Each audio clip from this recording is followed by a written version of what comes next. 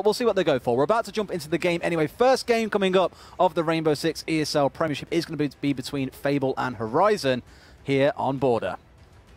So yeah, looking at Border again, it is going to be one of them maps which was brought out in the second season of Rainbow Six. It was brought out with Valkyrie and Blackbeard, who again are also very good operators for this particular map, as Valkyrie cameras are very useful in most maps, but Border quite useful whenever we are talking about different types of bomb sites that they'll want to gain more intel from, such for example an upstairs defense, possibly a ventilation unit camera out on that big massive tower. You typically see some cameras out there, which helps with any Blackbeards wanting to push up that single window, which he's notorious for, of course, playing there. So yeah, it will be interesting to see what kind of strats we're looking at for Border. Yeah, when you were touching on the Blackbeard just then, I just thought, well, that's such a big pick because there are so many windows and angles you can get through with him that if you can shut him down, then, well, basically you're in dreamland, so as things might speak. However, let's see how Horizon go for this setup. If anything surprises you, do shout out, because I'm pretty sure we'd all love to hear it. It looks like a more standard defense so far. I'm not 100% sure where those mirror windows are going to go down, but it looks like they're pushing quite deep towards the edge here as well. More trying to keep that defensive line. We spoke about this as well. Some teams like to play more aggressively forward on this defensive side. Some like to sit back closer to the point and not take the risk. Seems to be that they're orientating more towards defending that office rather than that security. I say that, but we already do see Max shotgunning out that security wall, which he's then going to put that mirror window down on that box double wall, as I do call it. That's typically what we call it. It's going to be that box, which then gives complete control for that defending team to stop any attackers wanting to push in towards that security room. And then also equally looking at the office, I would imagine that we're going to be seeing the other mirror window placed in there, which then gives complete control over that office as well. So pretty solid setup coming so far. What do you think of the approach that we're going to see coming through from Fable here? Knowing Horizon have got this setup, what's the common strat to counter it? Well, already I'm seeing a Ying, which... mate, you are not a fan of Ying, but I'm the world's biggest fan of Ying. No, I've seen it too much on Pro League the other night. It was just unbearable to watch. But yeah, an interesting pick with the Ying. That automatically tells me that is going to be that box push pushing in towards this A bomb site. As again, Ying's going to be great with clearing out possibly that small cupboard, which you could possibly see our mirror window there. And also the Ying will work very well for actually yinging out this mirror window and then having your Thermite to go and open the box, as again that bandit, who as we do see is going to go for them bandit tricks, will then be flashed. You won't be able to see where the Thermite's actually putting this charge, but as we did see, the twitch is going to come into play. I think he actually missed taking the mirror window out there with the one shot he did manage to pull off. Yeah, but I think he did get it. Oh, he did get it, sorry. Yeah, I'm a liar. Yeah, he did get it. Oh, we're going to see some aggression coming in from Nasher. That's exactly what I was expecting from Fable with their big team players, which again is going to be Nasher, like we did touch upon, but then Rum is going to get the immediate trade out. Reaction then is going to put it back in towards his team favor, taking out 2mass on that flank. That is going to be the Ela, big operator down for the defensive side. Lots of a push coming through on the west balcony here as Fable are looking to start the Premiership off right with the first take.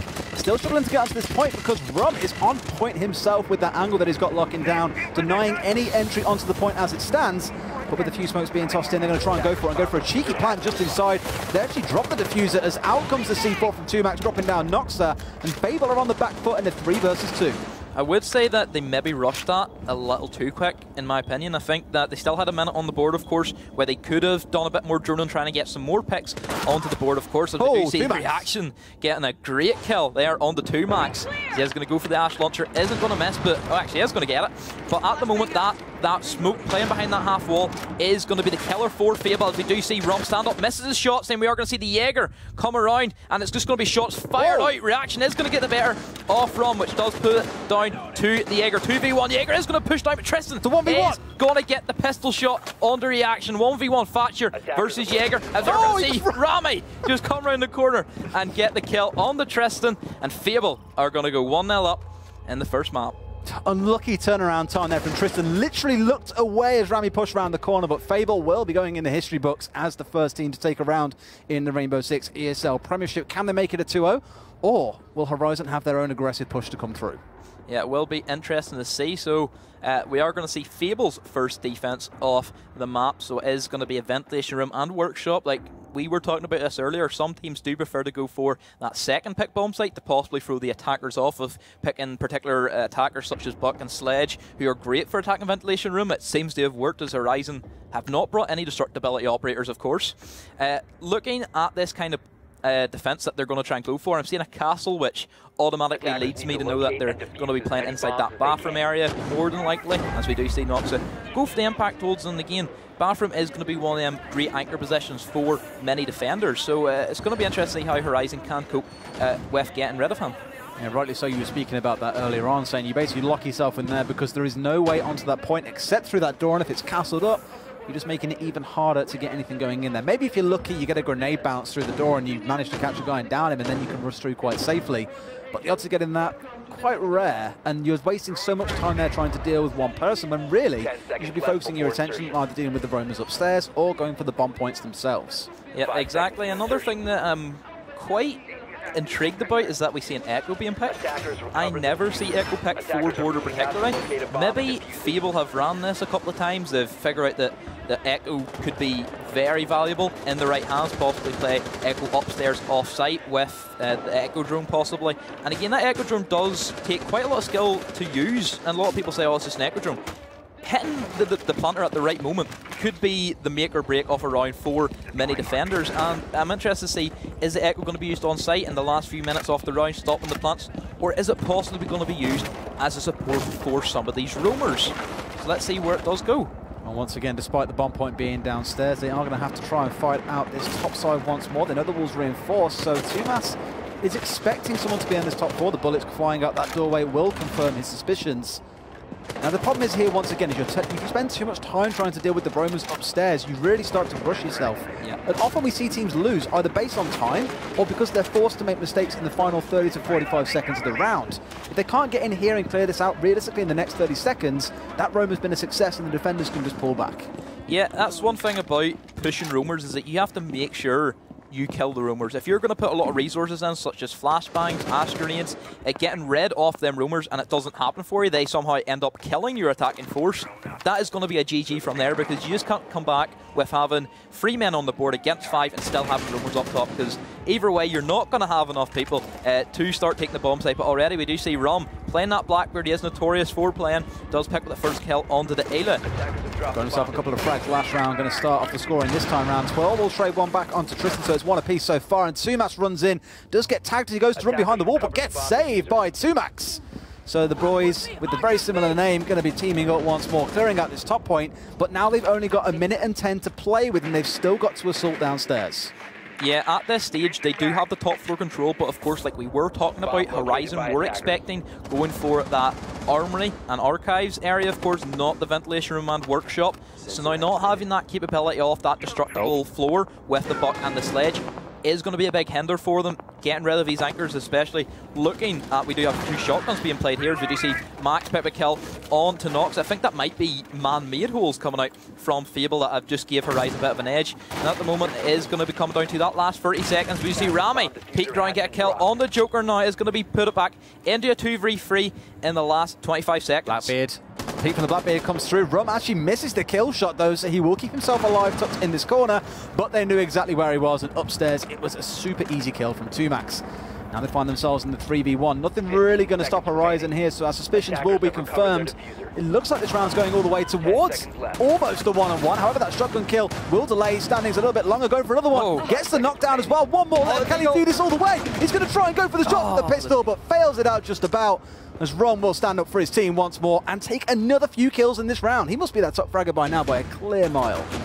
Yeah, it would be interesting to see what the scores are looking like at the moment with 4 kills. 4 and 4 for Max and Rom.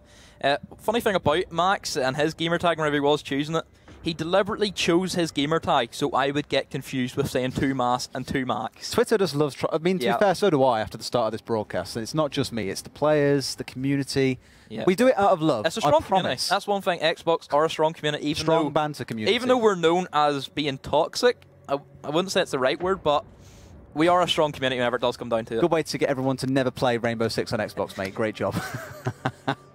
However, let's go into this third round and see who can break the deadlock now that they're at 1-on-1. From what we've seen in those first couple of rounds, like, it was pretty close on both sides. Neither side looked decisively in control. And on this map, in fact, there was a Twitter poll that went out from the 6 Twitter account today, 6 Invitational. Yeah, they did a 57% poll for Fable and 43% for Horizon. I think this was actually the closest of the 4 games that we saw. So, you know, the fans are right. It's actually a really close game so far. However, we've only seen a couple of rounds of the potential 8+ that we can go for. So we'll see how this one plays out. Looking at some of the matches that I did see for the first week, I definitely would say that Horizon versus Fable would be the one that I couldn't call an outright winner, because both these sides are very similar in their kind of play styles. They do play aggressive operators and they do like get in your face a lot, and it definitely shows that both of them are an equal match size. So let's see who can pull out and take the lead in this game, as we do see then it's going to be, I believe it's going to be another box push, looking at the operators once again, Ying, and also the Thermite, of course. And let's see if they can recreate what they did inside the first round. Yeah, exactly what we saw a couple of rounds ago, actually, was the assault starting on the south balcony and just working the way through the building, trying to drone it out, find anyone who may be lurking around. Seems to be that mirror we see again on that office, which is going to then probably more than likely scare Fable away from pushing that side, as typically we see them going for that box push. And let's see if they're going to be ready for the Twitch room. We do see Bandit pre-aiming that door, ready for that Twitch room coming in, which again, that was the complete downfall off that last round, of course, which that Twitch room just, as we do see, going in, but we are going to see Bandit be ready for it this time. And that is going to be the mirror window, going to stay where it is unless we do see some pretty smart Thermite tricks coming out from Noxa, but I don't think it is going to be that case. Yeah, pretty solid start to the round by Horizon so far, holding down the fort pretty well. Yep, as we do see, I think they're maybe going to go for the office, knowing that they can't really push that box safely, because that mirror window is going to give them, that Bandit, a lot of aggressive opportunities, going for the different peek outs, going for the different run outs. So maybe office might be the play here, but again, that's going to be down to the IGL if he sees fit. But at the moment, Horizon have got their angles on lockdown, ready for anybody pushing in towards that corridor. If Max does, possibly if Max does look down, he will see Twitch there. No, Twitch's going to be inside the break room the way it looked there. I thought he maybe just stand up and shoot outright, but as we do see Ash then coming below, and is going to go for the other different way to get rid of the mirror window, which is going to be Ashing from below, as we do see Rami picking up the first kill on the Tumas, who is then going to be that roamer, but then we are going to see Reaction crash, unfortunately. Or DC to come back into the next round and see how they can do with that one. However, Tumax gets a kill onto Nasher. That's one of their MVPs down and out of the round. Tumax is more than aware where this next aggressor is, sees him lurking around the corner and is going to peek that angle and run. He really likes these vertical shooting points, because he did it last round as well, where he was just watching from above constantly, waiting for some intel or for someone to step in his line of sight. But speaking of line of sights, a headshot comes through from Joker onto Twirl. And Fable's attack in this third round seems to be falling apart at the seams. Yep, having that Twitcher not being able to get rid of that mirror window, as we did see, this has now forced Fable into pushing this office, which I actually think this is the area that Horizon want them to push, as they're going to be more capable of defending it from this office side. We do see Rami, though he does get the kill on the 2max, so it is going to be that mirror, and we are going to see then that roamer Jaeger coming up behind. Now the smoke grenades are going to slow that down. For Tristan now to go for the flank. Nox is going to run in the sight line off him, and then we're also going to see Tristan pick up the kill on the Rami. Tristan's going to finish up with a double. Great push there by Tristan as well. In-game leader, showing those leadership abilities and leading from the front, getting him the double frag at the end. And Horizon pull ahead to 2-1. It's looked pretty good so far for Horizon. They had a really solid defense at the start of the round as well, denying all the entry gadgets and basically just making sure they could hold down those angles. And I think with Siege, it's very important to be patient. And we actually saw it from Fable early on, because a couple of the members set up some claymores and just lay down for about 30 seconds. And it was like, you guys have got the onus to move here. It's the defenders who have got to stay put. But unfortunately, with the DC coming through, they are going to rehost by the looks of it. But we go back in with 2-1. So Horizon in a pretty good spot so far. Yep, definitely looking at Horizon with that last defense. They definitely learnt from their mistakes. We've seen them know that Twitch, getting that mirror window, was a big factor of Fable winning that first round. So now getting rid of that Twitch drone, stopping that push coming out from Fable, Horizon did manage then to take that comfortable round victory. We'll be interested to see how Fable now are going to cope with their strats, to see if they're going to change anything up from their previous first round, which they didn't win. So yeah, we'll just see what happens. What do you think in terms of what we expected? Because we spoke a bit about the players and who we expected to be the standout performers, and Nasher was one name we had down. Been relatively quiet so far in this game.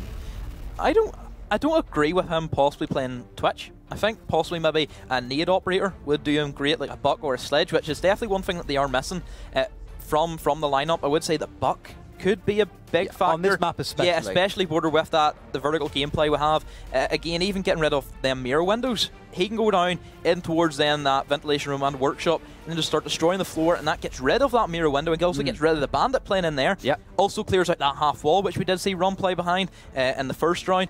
And just overall general, Buck's great for getting rid of any anchors, especially such as a map like Border with lots of anchors, mirrors, echoes we've seen as well being played, which is a bit of a shock for me still. So yeah, Buck, I'm surprised why they're not bringing it. I'm somewhat surprised as well. Like, you said that the sledge would have been a great option in case of the Buck wasn't really a desirable pick, but they chose not to go for either. So far, Blackbeard we've seen a couple of times go through in this as well. We expected him to be quite popular. But the attacking otherwise, the Twitch has been okay, and I get the idea behind the Twitch, but like you say, you know, fool me once, that's basically what's happened. They caught them out the first time, and immediately afterwards they were like, right, we know what's going on now. We're not going to go for this again. We're going to make sure that drone goes down, and they anticipated it perfectly. Another thing about Border is that if you are going to bring a Ying, the one thing you have to make sure is to bring Habana. Because bringing a Habana allows you then to shoot the Habana pellets up, which gets rid of all the ADSs, which then allows Ying to go ham with them Candela devices, of course. Quite surprised that we're not seeing any Habana on the side of Fable, as she's been one of the most picked operators throughout the entire year since she was released. Yeah, I'm pretty sure she is. She's just free speed with 2 great guns and a great secondary as well to go along with it. You can't really beat them 2 guns. They're probably my favourite ranked guns to play with. They're one of the best, and again, just having that gadget off destructibility, doing a job, which also Furmite can do, who was always, of course, one of the main stable picks throughout the entire year one. But with her being brought in, she's definitely proven why she is one of the better operators in the game. Yeah, and it's a lot of it's about that range safety as well. With Thermite, you know, still a great pick, but you have to get so close that you can risk being run out on if you're not careful. Whereas a banner, we spoke about especially it a few looking times. at that mirror window. Exactly, and if you can pop that mirror window off and maybe even catch out, like you say, with a Buck someone downstairs, it's almost like what we're seeing from these teams is a slight drop in coordination at moments when it should be most crucial. We have seen some good pushes come in, but for example, I think we saw Horizon panic a little bit, or was it Fable on that push? I think it was Fable. They got panicked, didn't get the mirror window off. They had the rotate in the office. Yeah, they tried to go in for everything with the smoke and try and get the plant down, and you know, as soon as you hear that diffuser go down, you're like, oh, well, there's only one place they can possibly be planting, because we've just seen them come in. C4, easy kill going across to you, and the diffuser's inside the zone, so it makes it even harder for you to catch. It just seems a bit scrappy, a bit forced. Maybe rein it in a little bit and play things a bit slower and more calculated, and maybe they'll be able to win this one out. Especially with the kind of devices that defenders do have for slowing down different pushes, smoke grenades, C4s. That box is going to be a C4 death trap for most attackers pushing in, of course. So yeah, like we were saying, just more thought out strategy and take more time with the amount of time they do have available, of course. Yeah, well, where do you think they go to from here then? We've seen a couple of bomb points come through so far. Most have been upstairs. Yeah. What do you think? Do you think we've seen anything crazy come out? Because we saw, of course, them pick the second most favourable bomb point, as you called it, compared to the first. Yeah. But it's okay. 1-on-1. Now set at 2-on with Horizon in the lead. Anything kind of crazy you think they could pull off here to try and get an advantage? I can see Fable going back upstairs now. They're going to go for their first defensive site on that armory, and I'm sure that's probably where they're going to start off. Okay, downstairs didn't work. Let's have a go upstairs, see where we go from there. Absolutely. Well, while we've got a bit of a break as well, let's have a talk about Skyscraper. Yeah. It's not your favourite map in the world, you've told me several times. However, what's your big thoughts on that one? How do you think it will go? It's hard to call because I've never seen. I've never seen both the teams play Skyscraper that I know of. I don't think I have, and it's one of the maps I don't really like because there's not a lot of drop patches. I believe there's 1 drop patch in the entire map, which is a bit crazy and game developer-wise, making a map with only 1 drop patch, which is a big it's a big throw-off for a lot of teams not being able to go for that one sole objective. Typically, you look at maps such as Chalet and Oregon. Okay, step 1, let's get the hatches off. Can't say that in Skyscraper. Yeah. Step 1's going to be get inside the geisha, which is a really hard task to get through. Of course, some of the defensive setups on there are crazy as well, and it gets more creative every single time we see it, I swear. The one thing I'm aware of is you can't actually put barbed wire down in front of the window in there because of the mats. You can. Can they do that now? They sorted it? Yeah. Oh, okay. There you go. So, yeah. My knowledge shining through. Yeah, it wasn't the best tool whenever you couldn't put any barbed wire in there, but since that change, it has greatly appreciated that little bit of extra barbed wire for that quick double window jump in. Yeah. But Geisha is going to be that main way for many attackers to start pushing in towards. Well, we'll talk about that map a lot more when we come onto it. Of course, we are back in. Although, as you can see, the score is reset to 0-0, but just above that, you can see that it is currently 2 to Horizon and 1 to Fable Esports. Yep. Going back upstairs like we were talking about, that is... we expected Fable to be going, and at the moment it seems to be pretty pretty standard reinforcements. Again, that office wall is going to get reinforced, that fountain wall is going to get reinforced. Mirror window going to go down the fountain like we did see Horizon play it, staple mirror. Another different mirror placement you can do is where we see Nasher reinforcing at the moment. A possible mirror window could be placed down there, which gives them a little bit more comfort inside the bomb site, of course. Only downside is, of course, that it can be destructible from below, which is a big throw-off for many teams, but it's really team preference. That's what it comes down to for most of your mirror windows. My worry about putting both mirror windows on that side means that the other side is pretty exposed, and it is such a strong position to have that west balcony covered with a mirror window. They're trying to put both on there. I understand the reasoning of wanting to essentially have a light defense over there because you have so many gadgets set up, and then you basically stack 2 or 3 on the other side towards the west balcony, but you don't get that peak advantage, and all it takes is a bit of well droning coming out from the other side, and you might find yourself in a lot of trouble. Yeah, exactly. That's exactly it. You know, looking at putting yourself in more of an awkward position, it does make it a lot harder for you coming back for many rotates, as many attackers know that you're going to go for the rotates, and they basically just sit back. As we do see Tumas getting the first frag on their reaction. I'm surprised that there's going to be no mirror window there, as we did see Horizon. Instead, Fable had decided to opt for the one inside that small cubby, which again is destructible from below with a buck, but no buck on the side of Horizon for this push. If they really wanted to go aggressive, they could make use of the Hibana to go for it, but it feels like a wasted place to put it when it's essentially just a floor breach in that case. You want to get this Hibana upstairs and start breaking things open from elsewhere. However, she's going to head downstairs. Knows that she's safe from behind, so keeps hold of that Claymore as well. Very, very useful when you're trying to push into a point. In fact, Claymore would have been their greatest saviour when Tristan gunned them down just a couple of rounds ago. Yep, again, Claymore is always a great gadget. It's great for putting the flanks on. It's not the hardest gadget for a defender to get rid of, as it's very easy to see the triple lines, of course. We all know this. We see it in ranked a lot. Triple lines, you know, okay, it's Claymore. What angle can I do to shoot that? I'm sure that's probably what did happen with some of that rotates coming out from Tristan.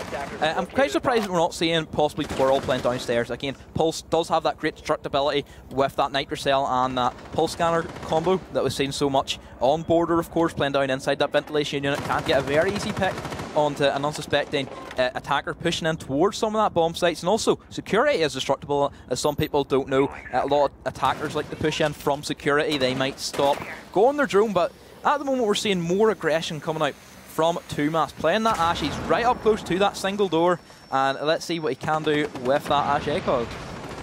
See how close he can push. He has got 2 anchors watching his angle, though, so it'd be very risky. And the third not too far away, in fact. If he's just a second across, another couple of pixels, then he would have been in view. But I think Tumas is probably a little bit cornered here. However, Nasher is going to open the scoring once again after a very quiet minute or so. Tumas does push in and take down Nasher. That's one of their sharpshooters down and out. Fable find themselves with 3 members against 4, and however, Fable are now going to go down to 2. Horizon pushing in with the 4. They've got 10 seconds to go. They've got to make their move, and they will do so and win this round, taking it to 3-1. Yep, great push coming out from Horizon. They seen the opportunity that they had the man advantage when they knew that they did kill Nasher playing about that A anchor area, which then allowed them to go for them aggressive plays. I believe Bandit, he didn't have a clue that somebody was going to be knocking at that front door and got sprayed down by Tumas, and then just from there, Joker then pushed in as well through that A bomb site, was exposed from then to the Pulse. He was exposed coming in from that B bomb site, and then it just fell apart from there for Fable. Finally, we're going to see a buck getting picked up on the side of Fable here. Nasher opting to take that one into this map. I like it because we spoke about the verticality and all the different views that you can get with this, even taking the Ying as well. So they're very much so going for a destroy and push. It seems to be the strategy. They seem to have changed the twitch out for the buck. I would say that's definitely the right call, because I've had issues with getting rid of that mirror window. The only reason why me, as a player, would only pick Twitch is to specifically counter a mirror window you're having trouble with. Buck, he does the same job as the Twitch, as that mirror window particularly is destructible, of course. And again, just bringing the buck as well for this bomb site A and B for that ventilation room and workshop. It is also destructible, as we do see then that brown floor paneling. And again, Buck's going to be a great operator for destroying that up and then getting rid of some of the anchors inside there. I do like kind of how risky almost it feels taking the butt, because at least with the Twitch, it's this drone getting destroyed and not one of your members if they do find themselves getting caught out. So you are taking that risk by doing so. However, you of course get much more destructive power with the butt. The amount of openings you can create for your team is far beyond what any Twitch drone can do by taking out a couple of mirror windows and maybe a bandit charge if they're lucky before it's getting destroyed. as most teams will have a pretty good idea. But let's see what they can do to try and bring this one back. Fable currently 3-1 down. It's their time to attack with the Buck. Yeah, it seems to be that Horizon do have a bit of a hold upstairs inside that office. Fable look to be pushing towards this east stairs and then this office take, rather than the typical security and then box that we do see many teams opt for. I believe we have 2 roamers upstairs, going to be the Bandit and also the Ayla. No mirror window support them upstairs, however, which could be a bit of a disadvantage, as you do have, of course, Mira. A big advantage for holding upstairs, as she can put different mirrors on side that main double wall, that box wall, as well as that typically where the B bomb site would be as well. But at the moment they seem to be coping pretty well. 1 minute down for the attacking team and still no kills on the board for either team. I think Horizon were getting a little bit skittish because they hadn't seen anyone in the whole minute, and the 2 roamers upstairs were like, well, we've got to know if they're here somewhere. So they pushed out, and they did see someone through a hole, didn't manage to bring them down, but at least they know Fable are on the upstairs floor and aren't trying anything crazy by trying to cheese them. Yep, still waiting for the first blood. I think it's going to come very shortly, as we see Nain Nasher, that aggressive player we do know is going to push around. It's going to be a reaction getting the first blood. That's going to be onto that Ayla playing inside, where that typical B bomb site would be inside the archive. Still 1 man upstairs for Horizon. It's going to be Bandit. Let's see if he could maybe waste a bit more time for his team, as the hatches now are going to start to get opened up by Fable, and I'm sure the Buck will follow shortly. Curious to see if Joker can make anything happen on this top floor. They're going to get that wall opened up by the Buck. Almost has the opportunity. Just misses it out. However, 2max is going to catch out Nasher with that C4. We've been waiting to see that pulse come to great effect, and now it will. Can they capitalize on it, though, and keep them from entering the point any further? Because as it stands, it's 4-4. Neither side really taking a lead, and with a minute to play with, this is where Fable have got to start making a move. It's going to be a great shot from Joker, picking the kill on the twirl. He's going to go for a great rotate. It's going to be a rotate back into that main bomb site. I'm surprised somebody didn't shoot him that double window, but again, not having that double door open is going to mean that Rami can push down the stairs and get the kill on the Joker. But again, Joker's done his job. He's wasted a lot of time for this attacking team, and now it is going to become down to Fable to see how aggressive they can play and start to push in towards this bomb site. They've got to make a move soon, because with only 20 seconds left on the clock, we all know what happens then. And in this case, Reaction's going to get himself injured. Hasn't been killed, but there is still that Bandit lurking upstairs. We've already seen Tristan do this once. Can his counterpart do it again? It doesn't seem like they're going to run for it just yet, but that rush potential is definitely there. 2max runs in, gets both of them, and as I say it, he makes the play happen. Yep, 2max cleaning up house with that 2 kills. I believe it was a free K for him that round, as it did. Previous is going to be dropping right in front of him. Kills are raining from the sky, ladies and gents. Easiest kill of the round so far for Max. So yeah, I would say it's a great hold from Horizon in that situation. Fable maybe a little bit slack with their clearing out of roamers. I'm surprised that they didn't think, okay, we have the man advantage. Why not rotate one of our guys over towards that security room and then in towards that box where we did see Bandit playing. Again, if you put more pressure on towards that side of the map, then you would be able to clear out Joker a lot more proficiently, rather than just having everybody clumped up and running through that one archives door. Well, match point now for Horizon. All they've got to do is win this one out, and they take the first map of the Premiership and take us through into Skyscraper. Of course, Fable will be the one standing in their way once more. Haven't been too successful at it thus far. No, not so far at the moment. Again, this is going to be second time them trying this defense, I believe. Again, we're seeing the Mira, we're seeing the Pulse being picked up. Nothing out of the ordinary, of course. I would like to see Twirl played a bit more aggressive, possibly down in security room, possibly down inside that ventilation unit. As at the moment, it doesn't seem that Horizon are hunting for any of the roamers downstairs. Possibly it's because we haven't seen any roamers on the side of Fable at the moment. It's quite an interesting thing for me, because I knew Fable is always this aggressive team, lot of roamers, really, really hard to deal with in these certain defensive, not really so much the attack, even though they are very aggressive as well, as we already have seen of them. But I would like to see some more roam game from Fable, as again, that's just going to slow down more time for Horizon to start pushing into the bomb sites. And you never know, Fable could get 1 kill, 2 kills out of it. But we are going to see then 2max pick the kill on the Twirl, who was bleed down in towards that Teller's area, and is going to put his team up the front foot without reaction. He's going to go for the quick peek and get the kill on the 2max. It's going to be the refrag. That's one thing about these two teams that I've noticed. They're very good at trading out kills with each other. As soon as one person dies in one team, then the other team goes and gets the kill right back for it and puts it back into level advantage, which is always a good sign of a good team. It just feels like in those last 20 to 30 seconds, a lot of it goes across to Horizon. And as you said, Fable haven't really got a huge roam game on the go, but Horizon, they've had 2 very successful rounds because of that roam game.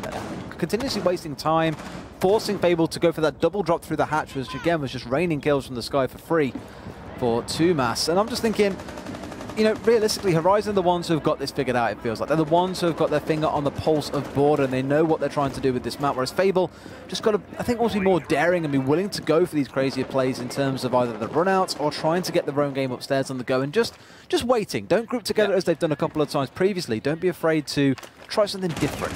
Yeah, but honestly, I would love to see something different from him right now, is to send somebody downstairs as a late rotator, because we've seen Tristan do it so much in Horizon. It's worked great charm for him. Again, just having that late rotator, knowing that as an attacking team you're starting to push in, that you know there's going to be somebody behind you as well as in front of you. It's going to make it really awkward, and you're going to get starting to get squished in, and then eventually you're just going to be trapped inside a sandwich, and then it basically goes from there. I would love to see Reaction just drop down and try a late rotate. Well, 2max losing his drone will indeed alert him that there is someone at that window watching for his drone. Again, that's what we saw them do earlier on. They held down pretty well, stared at the only entry point for that Twitch drone. However, here comes the push from Horizon. Going to try and get Nox, but he turns around and gets 2max.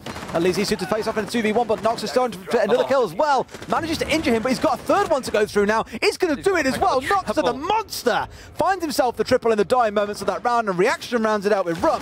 Fable are back on the table. Nox is going to do work for his team to give his team a fighting chance inside this map. They were on match point. They have brought it back now 2 rounds, so it's going to be 4-2, but still in favour of Horizon. And there's one thing that I've seen Horizon do in that particular round that they haven't done all game, is that they decided to clump up inside one particular room off the map, which we have seen Fable do a lot, and that has got Fable killed. So now I'm confused to why Horizon has decided to clump up and just give Noxa just a free kills, just peeking in and out, and it's the easiest thing as a defender to do is just hold one angle. Absolutely, and I think with Horizon taking away the Elo here for 2mas, they're going for that roam game once again. It's worked brilliantly for them with the flanks that they've got off so far, the pressure they're applying. They know that's their key to victory, and at 4-2, they want to round this game out. They want to get us onto Skyscraper and just leave border behind them for now, but once again, it's going to be Fable standing in their way. They're the ones on the attack with the Blackbeard, as before.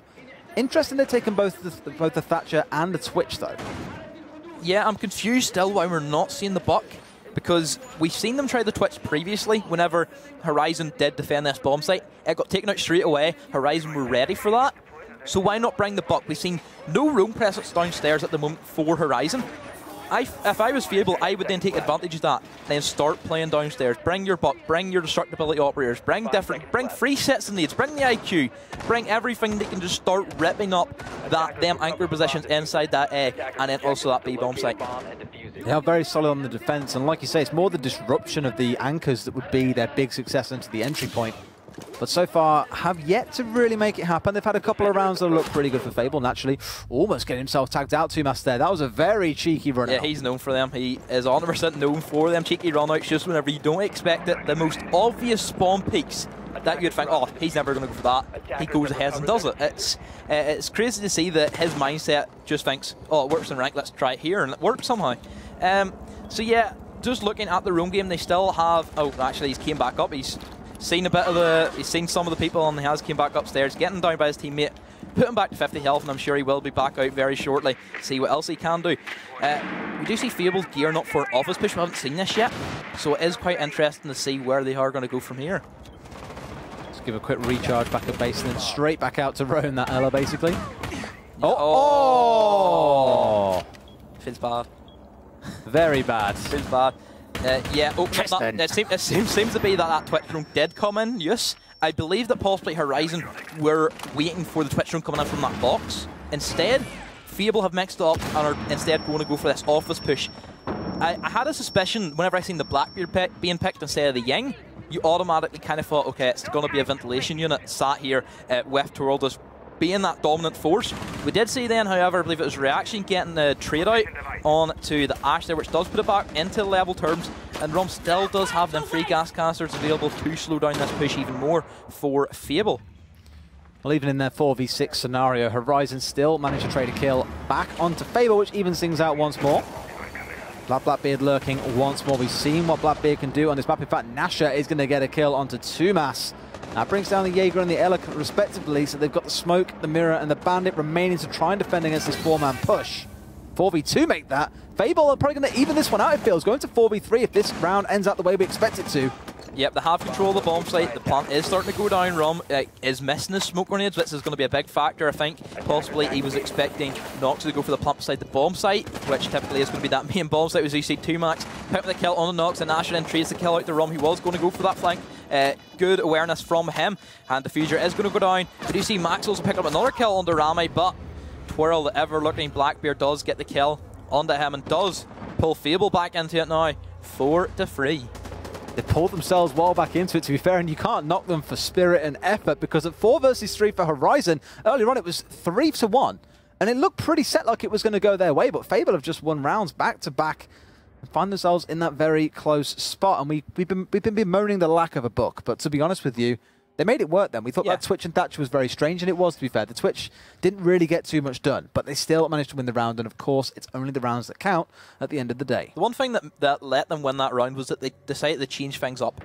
I'd imagine Horizon were still in the same mindset, okay, we've seen them push box 2 times out of 2. They're probably going to do it again. Let's just gear up for that box push, but I don't expect that they were expecting that office push coming in from Fable, which did, in the end, change that whole entire defense for Horizon, I'm sure, and it did put them back only 1 round apart. It's going to get very complicated if we go into overtime here as well. If Fable win this round out, then we'll find ourselves in the wonderful position where, of course, we've had to have that rehost, and, well, who knows what can happen if we go into overtime, because we started off thinking Horizon were the ones pulling ahead, as we said a second ago, but Fable have come back fighting since they had that disconnect on reaction, and to be fair, it's been very, very close. You can see why the fans have been voting this way and saying it's 57% to 43%. Thanks once again to 6 Invitational for those stats. And just to let you guys know, if you want to get involved in the conversation, just tweet with the hashtag ESL Prem, and we will be picking up your tweets, and of course you'll be joining all the other fans who have some thoughts on this matchup. Yep, at the moment it seems to be that Horizon are going to be looking to just take control of security, take control of upstairs. They do have the format destructibility inside that sledge. Again, Sledge and Buck essentially do the same kind of job. They both have nades, they both have the ability to open up soft, breachable walls and also floors. But once again, we're going to be seeing an upstairs hold from Fable that we did see them do way back in their first defensive site. And let's see if Reaction can hold it down for his team, accompanied by his Jaeger. And for Rum, it's been a pretty quiet second half since the rehost as well. He was shining for his team in the first half, but otherwise it's been relatively muted. Of course, he's not playing mute, but it's just been a generally very quiet time for him. Gets the 1 headshot coming through for 2max, though. That's Reaction going down, peeking that hole at the wrong time, my friend. 2max is going to push in the point. He knows there is another defender left. Yes, he does. Who does not want that double? If they can get this Roma cleared upstairs within the first minute, that's dreamland for Horizon. Yeah, again, already 1 roamer off the board for Fabulous. Of course, that's going to put them on the back foot for the majority of this round. They know where Nasher is going to be located, as 2max did see him swerve over towards that double. As you do see the shots coming back and forth from Ivor off them, but Nasher is going to get the better off this engagement and does make the great play by going for this rotate. I think that Horizon do have a suspicion that he possibly did go for that rotate, but at the moment upstairs control is going to be theirs for the meantime. Indeed, they are. 2max will walk himself straight into an Element. Needs to be careful. In fact, he's not being careful enough, it seems, as Twirl catches him out with the C4. That Pulse just lurking downstairs, as always, with that C4. Never a fun one to get suddenly surprised by. 3v3 now, and Horizon yet to really make big ingrounds. In fact, forget about that, because Rami shut that down, and suddenly... One angle playing there. That was... that's honestly, that's something that I don't think I've ever seen somebody decide to actually sit on the Almac computer unit, which then again gives you an angle looking up towards that hatch. I think it was done like Pro League Year 1 Season 3. I've seen that happen. That was like the only time. Really smart from Rami there, playing that more, that different angle. Again, I'm sure Horizon didn't expect that to come in for. I definitely didn't expect it. But yeah, it did work for them, and it does put them now in man advantage. Gonna go for the spray through the floor here as well. Goes to the shotgun. Catches him out once, downs him, and Rami finds success. What a round from Rami. Great awareness from him. Nox is going to finish off the round. Does get the kill on the Tristan, and now we will be moving into overtime. That's only the first map. Insanity that Fable have pulled this one back from such a deficit, and of course we will have to rehost that one as I drop my pen on the floor like an idiot. But one thing that isn't an idiot is either of these teams. It's been great play for both of them so far. I'm really, really impressed with Fable being able to pull that one back, and Nasha is living up to the name that we all expected. He's been playing fantastic. I would say that possibly Horizon maybe got carried away. Maybe they thought, okay, right, we're in the driving seat now. We know we're going to finish this out. Okay, we lose 2 rounds. It's all right. It's okay. It's okay. We'll finish it out. No, that didn't happen. Fable had the momentum behind them. That's one thing that I've always seen about Fable, is that they're such a momentum-based team. Whenever they get a couple of rounds on you, you may go 4-1 up. Whenever they figure out what your kind of strats are, they're a very counter-stratty team, and then the momentum just keeps rolling and rolling, and you can't stop it.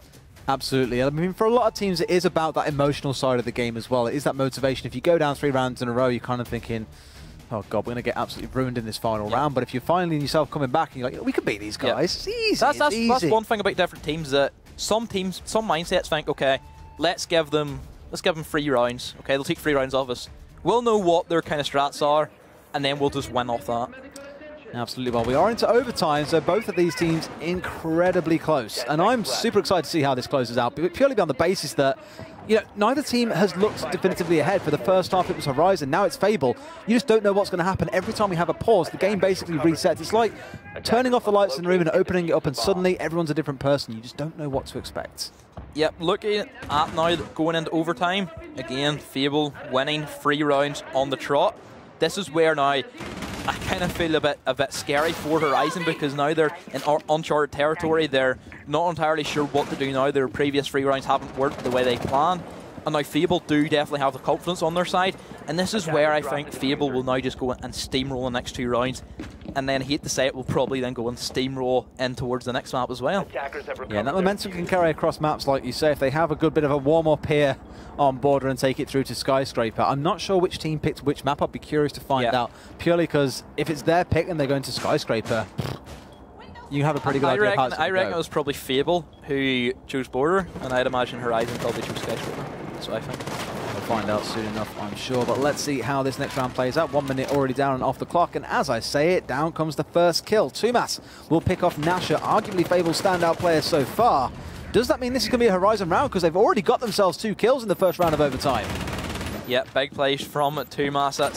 That's exactly the kind of start I'd imagine Horizon are looking for. 2 members of Fable already down. It's going to be their main Slayers. It's going to be Reaction and also Nasher off the board, so that does leave the supports to clean up these remaining 5 kills. But at the moment, Horizon have definitely got a firm foot inside this round, and I'm sure they probably will extend this, as it seems to be that Tumas is going to look for some more aggressive plays, as he's still stuck into the window. He gets thrown out, he's still sticking it. So now we do see then the engagement. Rami is going to finish off Tumas finally, but still a man advantage is going to go in the way of Horizon.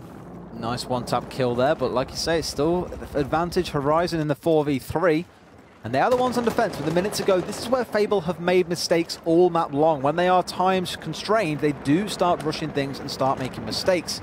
It almost feels like they need to act sooner, but with Horizon on a pretty solid defense, as we've seen from them all map, it does make it difficult. That's one thing that I have seen about a lot of teams. Whenever their strategy possibly, okay, right, let's take office, let's clear out the rumours. As soon as something happens that shouldn't go to plan, teams just freeze. Teams are like, what do we do? What do we do? That is then entirely down to the IGL. That is entirely down to whoever calls the big shots. That is completely down to them. And again, at the moment, does seem to be very standstill, as we do see Tristan with that aggression, picks up 1. He is looking to look for the double one. Pistol comes out, but Rami does shut him down, but then the flank is going to come out from Joker. Twirl does get the kill on the Max, as now Rum is also going to get deagled by Twirl. 1v1, Bandit versus Blackbeard. You would fancy Blackbeard in this advantage. But he 10 does seconds have on the that shield, clock. but 8 seconds it is just starting to tick down. He doesn't have the diffuser, as it is going to be going in the way of Horizon in this situation.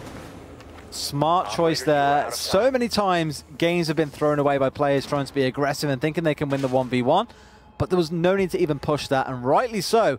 Horizon win that first round, taking themselves into overtime with the first win. Fable, they've got to win 2 rounds on the bounce, and to be fair for Horizon, they'd lost 3 rounds previous to that. So for them to come back and win 1 will probably give them some momentum too.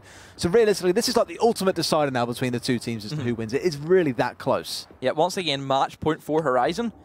let's see if they can finish it out once again. Last time we did see them not be able to finish it out, but possibly we'll see if Fable can pull it back once again. And then again, the momentum behind them, I'd imagine they will go ahead and then take the next round. But without them big plays coming out from Tumas in that early opening rounds, it is a big factor for many Horizon victories is going to be Tumas. Indeed it will, and to be fair, he's definitely surprised me a little. He said he was one of the 2 unknowns on the enemy team that we weren't 100% sure about, and we expected it to be maybe Rum who was kind of stepping up, but Tumas has definitely looked good, and he's the one with the former Pro League experience on the team, as you mentioned. Definitely starting to show through in this game, but what counts, of course, is the map scoreline. They are 1 map away from taking the first map of the ESL Premiership. Alternatively, though, Fable may turn around and surprise everyone, as they did earlier on in this map. Looking at the lineups from both teams, Horizon seems to be the standard operators they've picked throughout this map. Thermite, Thatcher, Habana is always going to be them core 3 operators to start. Again, them support operators, as we've already talked about. And then, of course, also then Tumas playing that Ash, that aggressive role. And then, of course, Rum on that Blackbeard, which you've seen him play so much. Yeah, they're actually playing surprisingly close to point at the minute, not choosing to roam around the opposite side of the building, but maybe because they know they're in the situation where they have to win. They can't afford to take too many risks. And you were saying earlier on, if something goes wrong and the team freezes, it's down to the RGL to make the big calls. Maybe his call this time around is, guys, we're playing this defensively. We do not need to take any big risks. Let's get this down to the final, literally the final round of the map, and we'll see how we do that.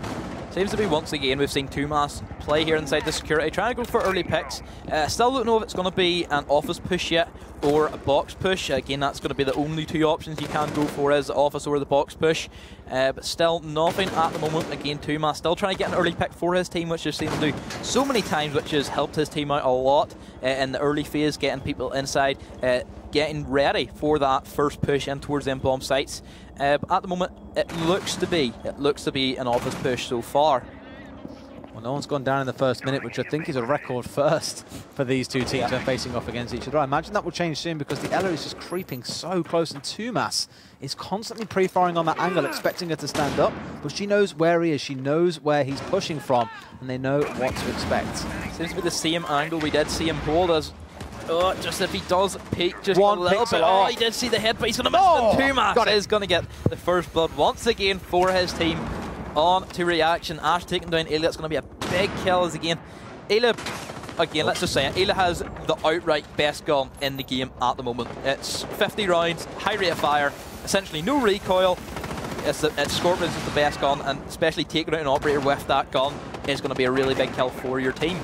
And Nox is finding himself slightly pinned in there. However, the headshot comes through. Well, not quite a headshot, but enough from Tumas to bring down Noxa, bringing this to a 5 versus 3. Horizon look like they're going to take this map, but they've got around him out a little bit more. They've dropped the diffuser already. In fact, 2 kills go across. Rami steps up big from Fable, and suddenly it turns into a 3v3 in a flash. Still 45 seconds on the clock for the attacker. Still plenty of time. Rum does get the kill on the twirl. That's going to be another anchor out of the bomb site inside that B area, I believe it was. So the last 2 men standing for Fable to keep their team and their hopes alive of winning this first map does lie on the Mira and then also the Jaeger. Yeah, it's gone very, very quiet as soon as it's turned into this 3v2 situation. Rami's been pretty big so far, but can he end the round on a high as well? 2 of the defenders lurking just round this corner from Horizon. He's going to get even 1. No, he's not. Doesn't even go for the fire, but it's going to be 3v1 into a 1 versus 2 all of a sudden. Horizon are the ones in the advantage scenario, and Nasher goes down. Horizon win the first map, and on we go to Skyscraper. Yeah, great aggression coming out from Horizon, especially Tumas, pushing in through that fountain as soon as it was open. And then, of course, then that just led onto that. We did see then the rest of his team finally saying, okay, he did it. Why don't we have a go? And they just pushed in, got the kills they needed to, and Horizon do take the first map.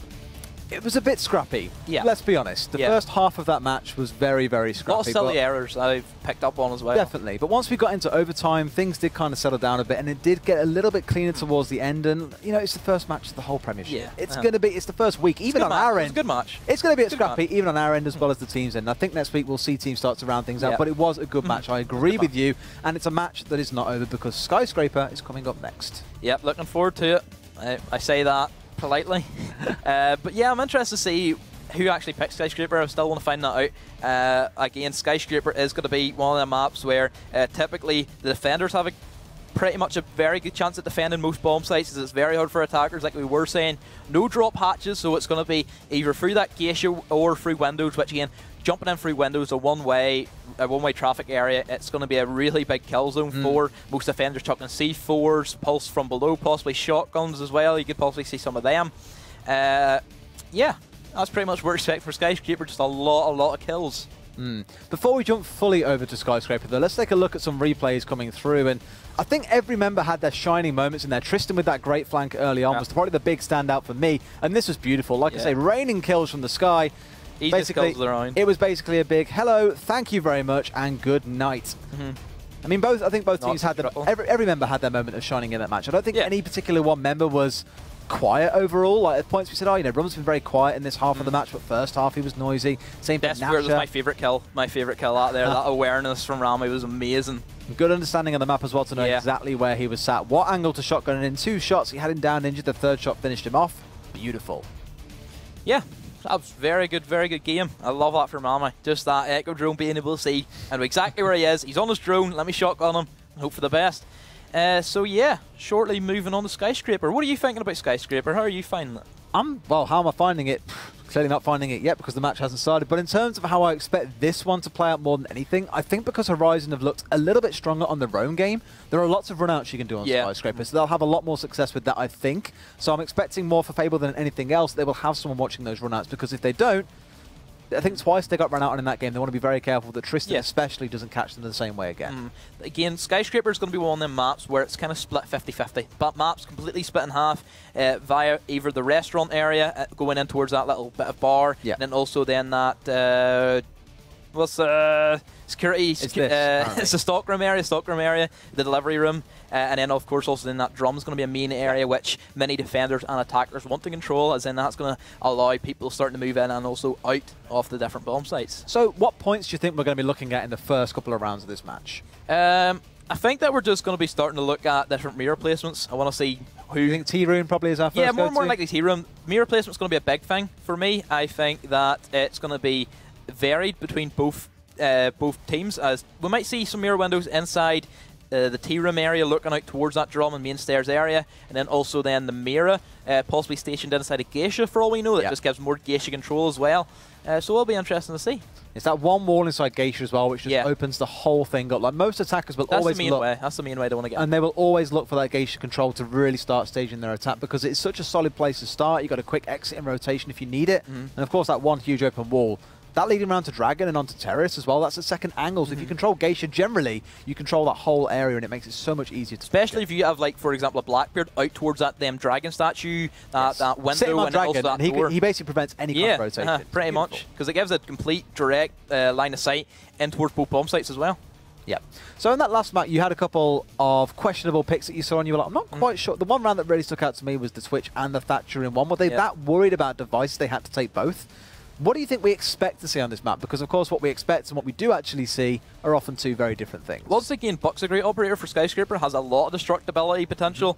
Again, that whole entire T-room and that karaoke, and also the geisha is also destructible, where you go down in the kitchen, and that's going to be another great way of getting rid of any bandits that do want to go for the bandit trick on that single wall at geisha, which inevitably we will see somebody try and do that. And Buck would be a great operator for getting rid of that, as he just gives just so much for his team. Again, getting rid of anchors. Skyscraper, really big anchor map, of course, where obviously you're going to pick Mira. And also Pulse is also a great operator, as he can play below with that C4, as we have seen before, coming out from, I believe it was Twirl, and then also 2Max playing it. So yeah, that's what I'm expecting. What do you think about Nash? Because we half expected him to bring out the sledge, and he didn't. Like that, you said that's one big operator been running around on quite a lot. Seems to have dropped that and is now more favouring other operators. I think that's the team selection. They want him to play the operator because they need the operator. Also, I think it's maybe these maps aren't the best for Nasher. I think Nasher performs well in Oregon, he performs well on Clubhouse, he performed well in Chalet, especially Chalet. Chalet is all time's best map. And so we just see every other map that's probably popular being picked out instead. Yeah. I would say maybe just the map selection for Nasher is one of the main reasons why we don't see him playing that sledge. Fair enough. And once again, to remind you guys, if you want to join the conversation, hashtag ESL Prem, we will be picking up your tweets and reading them throughout the evening in the breaks. And production, of course, they love a good laugh as well. They'll be checking them out throughout the evening. And speaking of good laughs, that was a good laugh for a first game. I really enjoyed watching, to be fair. And I'm thinking, if this goes into another matchup where these guys are going to be playing again at the end of the season, because it goes, you play against the first team, second team, third team, and then third team, second team, first team. We'll be sitting here again in 7 weeks' time looking back at this matchup and going, remember those good old days? Yeah. Now it's a lot more serious. You know, probably would have been blood spilt on Twitter, players going crazy at each other. And I imagine as we go through the competition, it will really start to heat up as well. Yep, especially whenever different teams look at each other, they're going to be able to say, okay, we know their particular strat for that map. How can we counter that?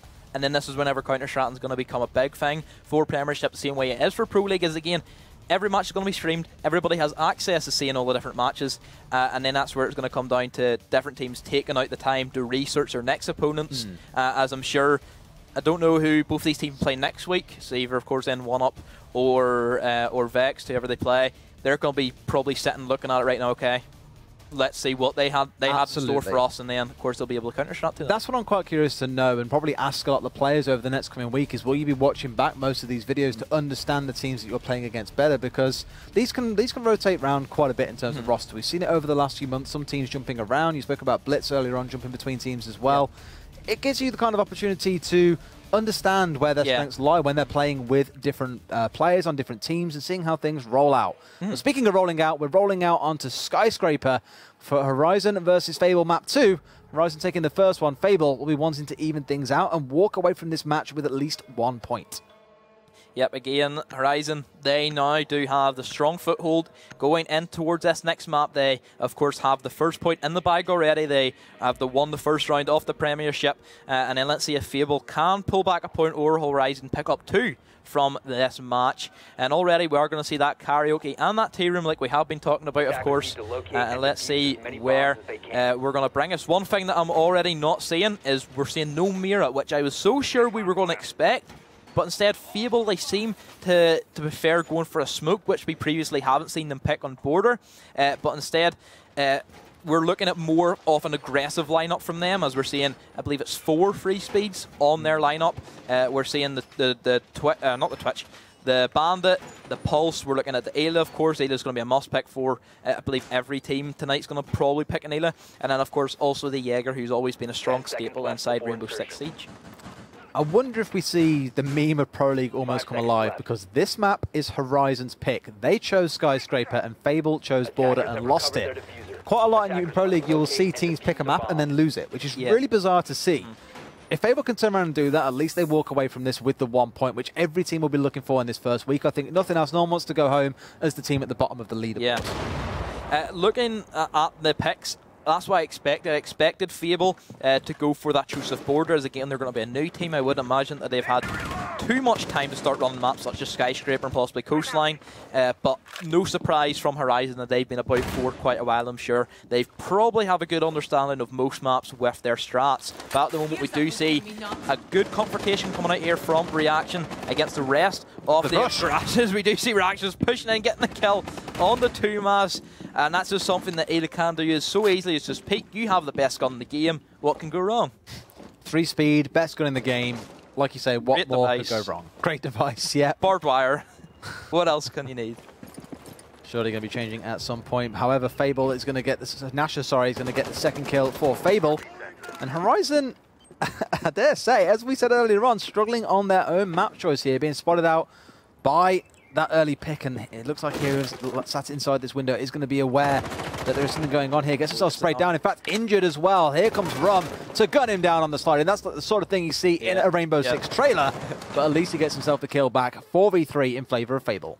But looking at who Horizon have lost, they've lost their 2 main Slayers, they've lost Ash, and they've also lost that destructibility like we were talking about with the Buck. I would imagine that Buck was looking to get down in towards that Geisha area to then get rid of this Bandit, where Tristan can then go ahead and fur him out. But at the moment, we don't see any bandits playing them behind there, and I'm just looking at this angle that Joker did open up with his Habana pellets. This gives him a clear line of sight in towards that Geisha wall, and I'm sure Tristan will very shortly be able to go and open this bandit charge. But at the moment, these smoke grenades are actually going to impair his vision, so it does slow him down even more.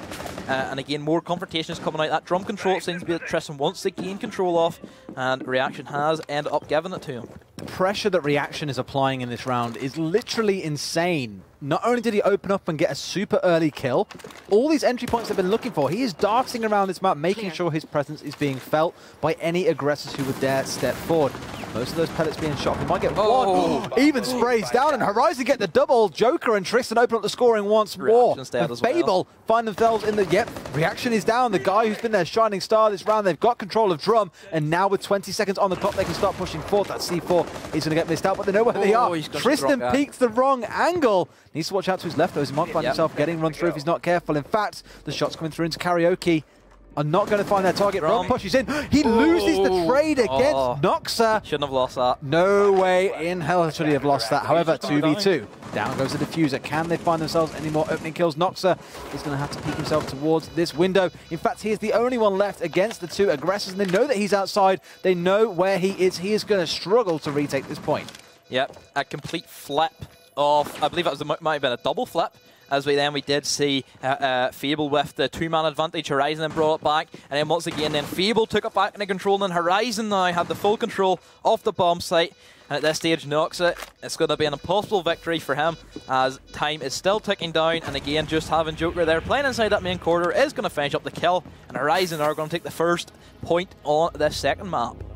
He must have known as well that they were watching the angles that would lead him to the point, and his best bet there was to go for a rush and try and bring someone down on the way through with that speed that he had.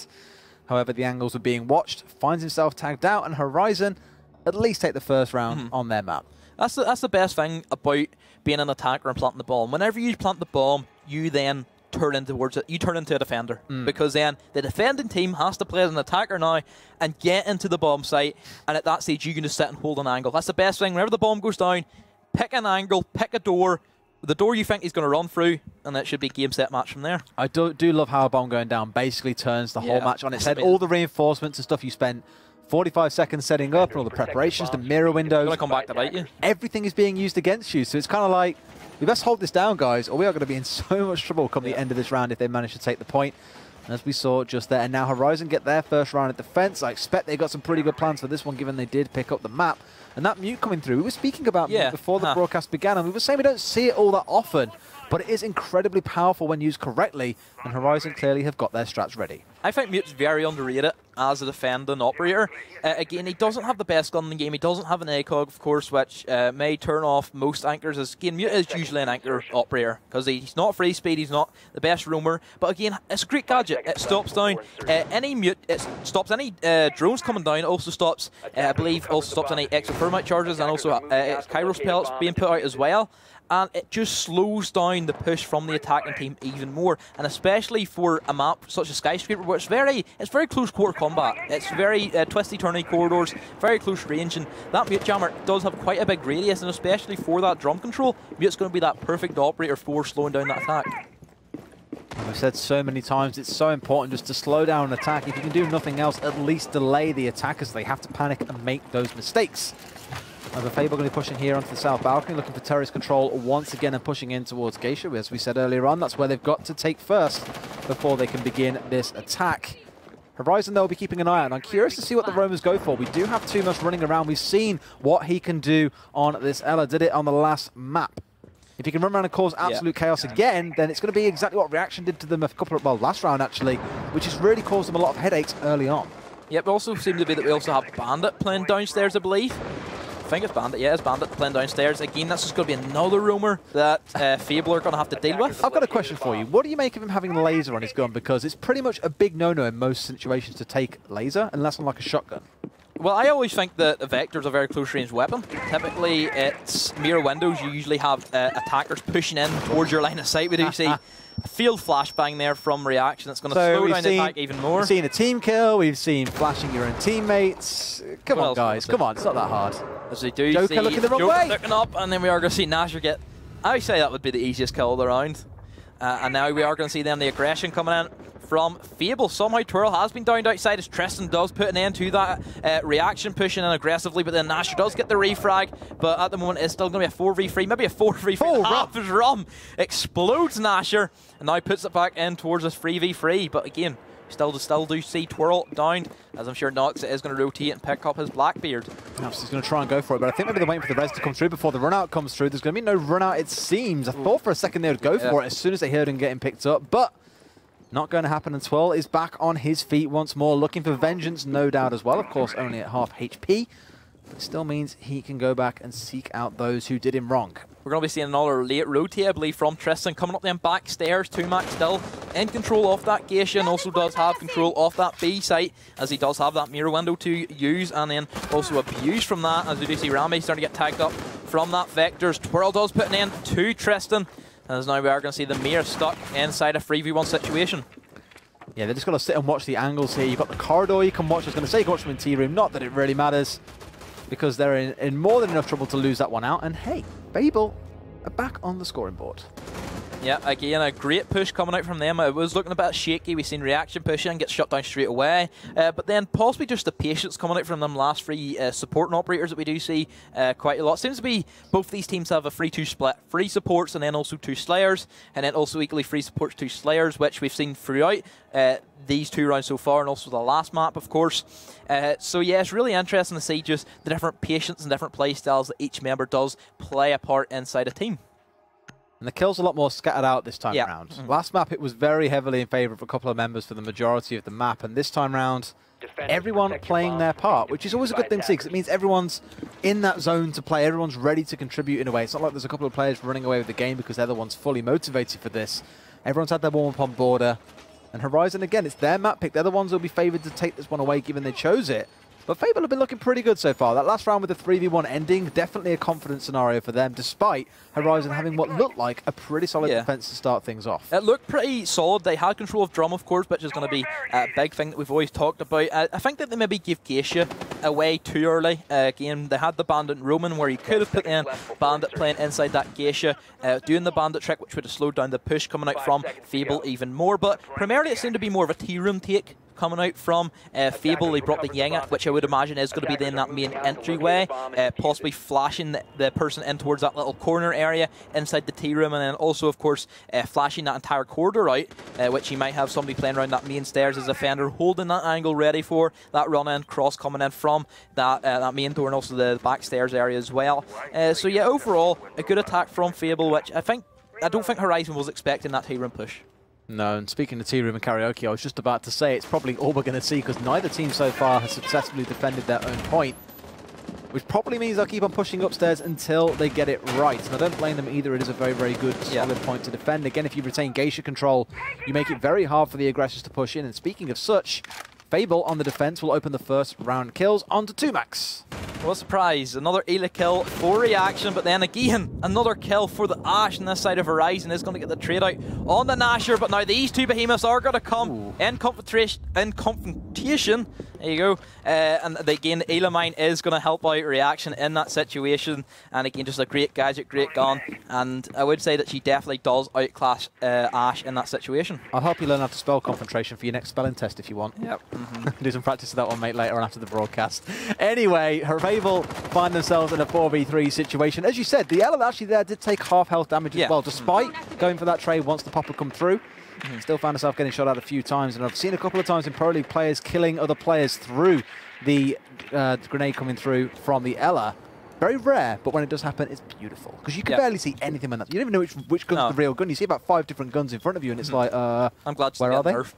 Yeah. Because again, like the Ayla mine, it's a 7-second orientation you're having to deal with. It's 7 seconds of you acting as if you're drunk, but now Ubisoft decided, okay, it's maybe a wee bit too overpowered, so now we're going to nerf it down to 4 seconds, which it's going to hit her quite hard, and especially with the change to your SMG, where it's going to have a bit more recoil, and then also taking away 10 bullets, and it's now going to be a 40 mag round, of course, so she's going to get hit quite hard, but I still think she's going to be a great staple inside Rainbow Six Siege. I think Rami was quite bored there, because he was just tracing the microphone, just like, oh, that's a really nice microphone. Look at it. I'm just going to take my little triangle the whole way down it. Oh, isn't that pretty? If he's sort of running and killed it, then I would have laughed so much. But I think he's held that angle all round long. He's wanted some fun. Maybe looking at microphones is what he does in his spare time. I don't know. But what Rami does in his spare time is bring down Joker, apparently.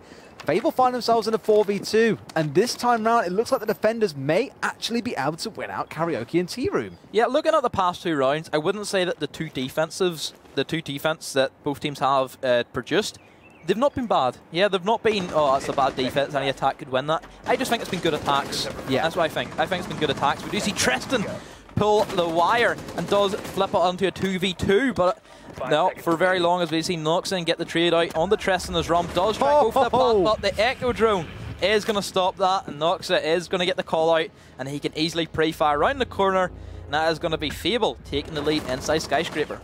Just goes for a nice spray through the wall.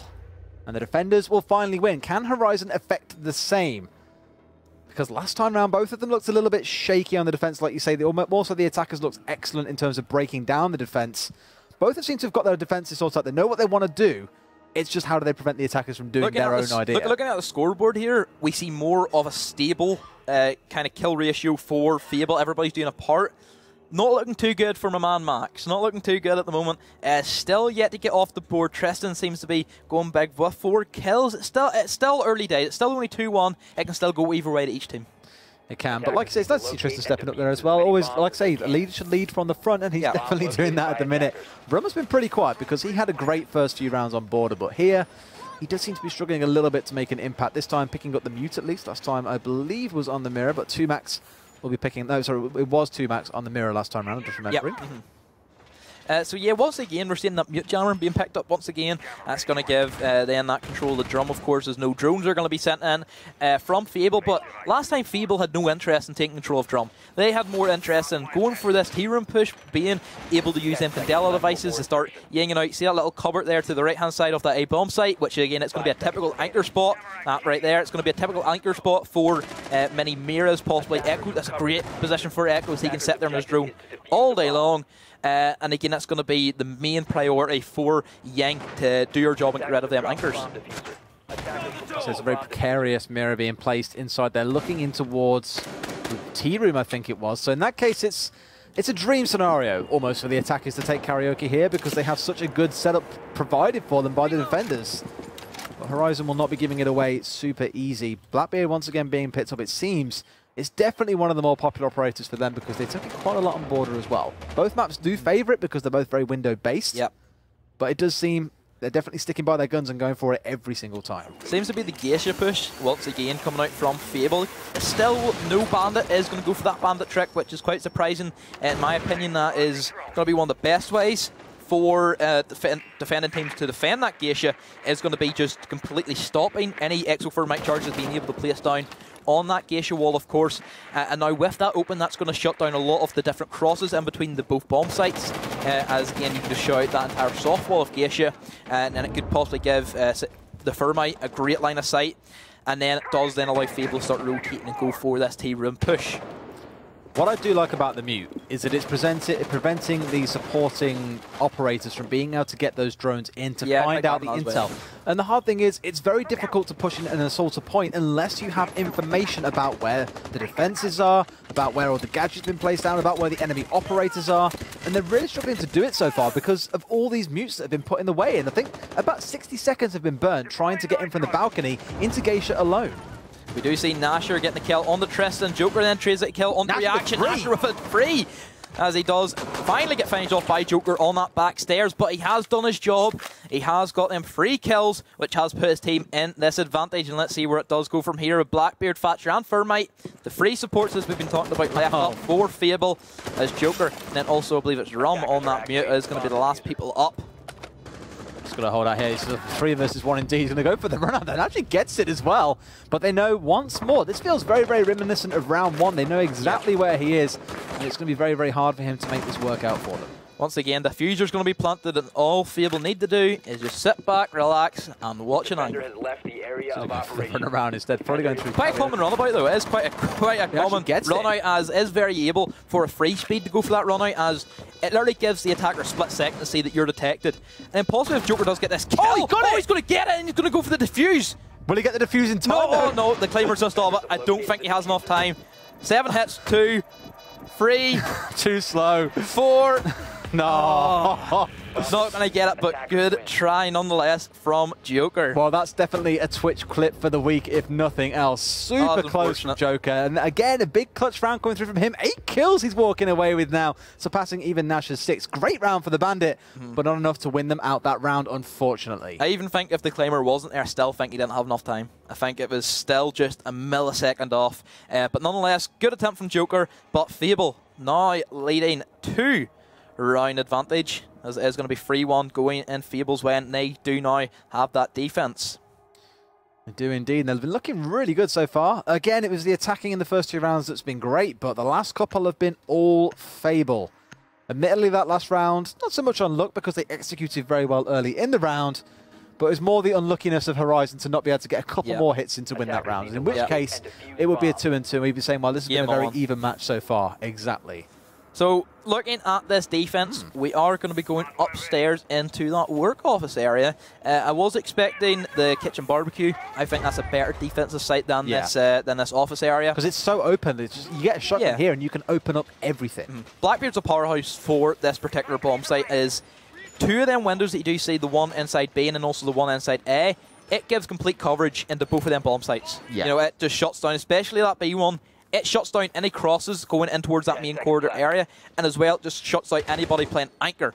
But we do see Nasher picking up the Vigil. That's interesting to see. We had a good discussion about this the other day, about how teams haven't really been able to use him optimally yet. No one's found the perfect setup and use for him. But maybe Nasher is thinking, I've got an idea, guys. I know how he can use this effectively. And who knows whether they've been practicing this in preparation for Prem, or if it's just something he's just thought, guys, I've been playing this and I want to give it a go. They're hoping for the best. And again, it's the nice thing you have is that you can't be droned out, because it just makes it so much easier to lurk somewhere on a very, very obvious angle. Maybe when you don't see him, you will panic a bit and think, well, we know he's here somewhere. Where the hell is he? Because I think it's very easy to know they've got one. Speaking of knowing which, Twirl clearly doesn't know what's up, because Tumas, absolutely, he's coming up pretty big, getting himself that first opening kill. Another opening kill. How many's that already for him? Probably at least 5, easily. Yeah, I'd love to see the stats for it. Love to see the stats after this game. I'm sure I'll probably get them somehow. But already we do see then them setting up for this dragon statue push, it seems to be. We have then Rum being a Blackbeard on that north balcony window, which you do rappel up onto, which then just completely shuts down anybody wanting to cross in towards this main corridor, and also can kill anybody sitting in towards that B-bomb site. But I do believe that there is a castle barricade stopping him from using that really, really powerful angle into that heart of the corridor. But again, it is very easy just to get blown off by an Ash charge, or even to have Banapilla if it does come down to it. Once again, Tumas getting another kill on the Rami, and that is going to be a 2-man advantage leading in towards this final half of the round. Let's see if Horizon can pull through, or will Fable make another comeback and being able to even out and go one step ahead going into that 4-1. Horizon looking to go for the double push there, but they are going to at least trade kills back and forth, and trades will always favour them. Reaction! 3-piece! Gets himself the triple kill. Looking great for them now all of a sudden, because it's now turned into a 2v2. They still got hold of the diffuser though, and are still looking to siege this point. They can't throw all that hard work to waste that they had at the very start of this round. And they know someone's downstairs. They know he's lurking. He's coming up the stairs. A Rum on this Blackbeard. He loves his Blackbeard, and he's been watching these stairs intently, waiting for that peak to come through. This is why I love Siege. You can see a team go in a major advantage, and all of a sudden, it's been flipped in its head. Somebody's got a 3-piece. And we do see Max get the kill on the Noxus now. It's going to be all down to reaction. He has to get these 2 kills for the ace, but at the moment he's not going to be in a position to stop the plant going down on site. As we do see, I believe it's going to be Joker go for... No, who is it? Joker has 2 Max. I was about to say, you know, gets one. Can he do it all the way, though? The ace, but we do see Max with that head glitch. He is going to have to get the lucky kill from this. Oh, that's so tight. He's literally got 1 more shot to go through. He's nearly dead himself, though. A couple more shots on his piece will get them this kill. Still has plenty of time. Still has plenty of time. This is going to be all down to see what direction Reaction wants to go for. He is going to go for the couple of sprays on that hard wall. It's not a softball reaction. As shots are going to go down, he gets it! He's going to get the ace clutch and send his team in a 4-1 advantage in the match point. What a round from Reaction. Well, earlier it was Joker. This time round, it is Reaction, and what a round for him. I'm pretty sure this is going to be reminiscent of his teenage days, probably every single day for you, sitting at his Xbox, screaming at the screen, being dead happy with that. Mom, get the camera, look at what I'm doing. That was a beautiful round from him. And Fable at 4-on-1.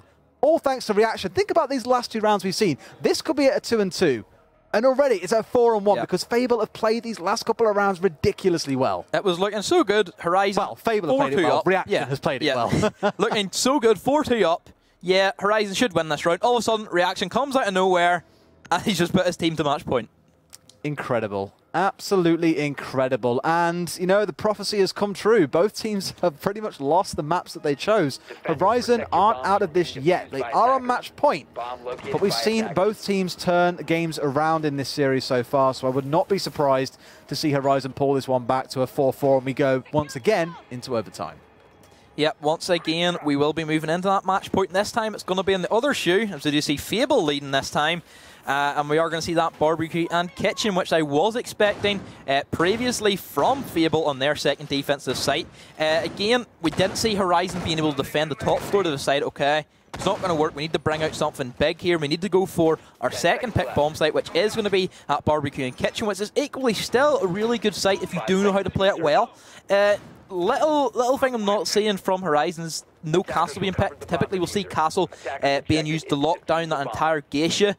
And again, also mirror windows could be played upstairs, which just helps it even more. But we only are going to see that one lone roamer playing upstairs. As I say that too early, as we see Tristan coming up once again. And possibly, I would imagine Tumas is going to come up. Tumas is going to come up at some point to get a couple of kills for his team and also possibly equal reaction. But we will see where it takes us. The one thing I've been very, not so much disappointed, but surprised to see a lack of in Horizon is these runouts and rotations that we've got used to seeing. It's all been Fable, specifically Reaction, quite a few times now. And 8 kills, he had, of course, that 5k. But a couple of other rounds, he's gone for rotations and got crucial kills that have slowed Horizon down. They're not the same team that we saw just a second ago, which is really weird. Again, when they're the ones picking this map, they would be the ones you think would be the master of these runouts, knowing what kind of locations they can pull that runoff in. Typically, if you are going to go on heavy strata map, you're going to know exactly, okay, more than likely they're going to spawn at this side. That's probably going to then gear us up for this particular push. Let's put an impact tool here, which does give us then an aggressive run out to possibly counter that. But at the moment we do see Tumas getting a kill on the reaction. That's going to be a little bit of a trade back there, as they did see then Reaction pick up the kill on the Tumas last round. But then again, Twirl with that trade out does get the kill on the Tristan and does put it back on the level turn. And like we were talking about, the trade outs is always going to be a good sign off a good team if you are able to get then the level turns back in once again. Still scrappy as all hell though, 4-4 so far the score. And of course, we were speaking about the buck on the previous map, equally as impactful here, being able to open up that floor and see that entry door. Definitely slowed down the attack from Fable. With 1 minute 15 left on the clock, they still got time to play with. But Horizon holding firm, not really dropping the angles that they've held thus far. And I'm wondering when the push comes in from Fable. We've seen teams make mistakes, Fable especially on the first map when they only had a few seconds left to play with. I would like to see them get a bit more proactive. They've got this Ying to bust their way into a point. And thus far, they're kind of staying from long range and just going for these pickoffs before they go for that big push. I think Fable are still wary that somebody may be playing inside Geisha. Not the case at the moment, as we did see then the Bandit rotate down in through that kitchen drop hatch, which has been open for them, as we do see then Nasher get a kill on the Tumas. It's going to be the Ayla out of play, so now it is going to be down to the last 3 remaining defenders, Mira, Bandit, and also Smoke. Smoke still does a free gas canister. If he does use it right, then he will be able to slow this round out. But at the moment, Joker is playing very aggressive on this bomb site, which he is going to get another kill on the Nox. It's going to be a double headshot. And still, he is going to try and play aggressive. This time, it's going to be a Blackbeard beating him, so it's not going to be working out the same way. But 15 seconds on the clock. Let's see if... Oh! Whoa, what a shot by Twirl coming down from that drop hatch. Is going to push in with that Deagle, but instead is going to go for the plant. Nasher does have to cover him, however, as we are going to have Rum then push across. But then C4 is going to be tossed out, is going to miss, and now the plant has to stick. As now Rum can push in and get the easy shotgun kill on the Blackbeard, as Nasher almost did come in time. But he had to deal with 2 max first before he could push in towards that kitchen. All right, so the reverse sweep is on the agenda, and Horizon are fighting their way back in. Fable, again, it was a bit of a slow round for them. They were panicking over someone still being engaged when there was no one there, and that really slowed their attack down, and they lost 2 members to trying to peek through that hole. You know, great play, to be fair, by Joker. He held that angle really well once again. Yeah, that's one thing that once you do take control of that Geisha area, you then do have a little bit of time to start drawing out the bomb sites. Even if it's 30 seconds left, you still have at least 10-15 seconds, because it's only going to take you 5 seconds to push in and plant the bomb. which is away from most maps such as Chalet and Oregon, for example. So I'm quite surprised why they didn't do just right. Okay, quick sweep of the bomb site so we'll know exactly where these defenders are playing, and then we'll know where not to go to, and then also where we can send our Slayers in to try and push and take the attraction away from that planter, which if they had droned out, then they would have known that Joker was playing there, which then that means Noxa could not get killed from that hard angle, and then it could have been a different round, and it could have been game set match for Fable. Feels bad to be Max at the minute. Yeah. On 1 kill when Joker's strolling around on 10. Yeah. Maybe one of those kind of things that you hold over him for the next week now. Oh, sorry, who was the top killer, top fragger in Prem last week? And they'd be like, shut up, mate, come on. Yeah.